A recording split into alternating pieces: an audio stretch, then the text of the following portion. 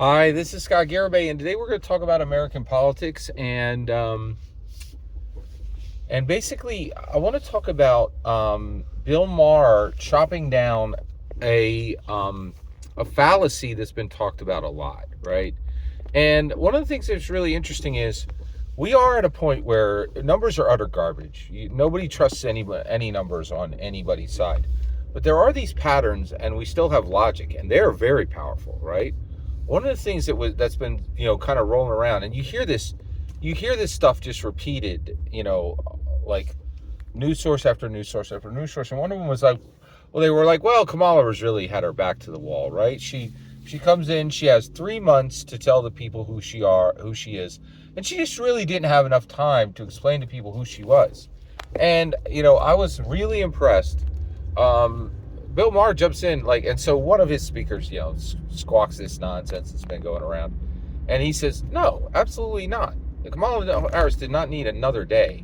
In fact, I think she had it done in 10 days, right? She came out, the people met her, and they did not like her. And I think, I said, there was, Peter Zeihan said, Kamala is an empty suit, right? Now, I would adjust that to say she was an empty pantsuit.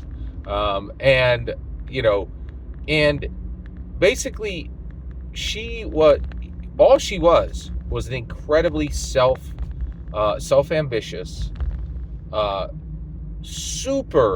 self-ambitious, deep San Francisco liberal, like with ideas that are so liberal, right, that they would shock and appall any regular American, right?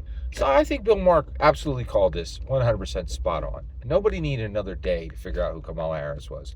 Everybody knew who Kamala Harris was and said, no, the country does not want this, right? So totally think Bill Maher was right, in my humble opinion. Every single word you just heard was my humble opinion. Nothing more, nothing less.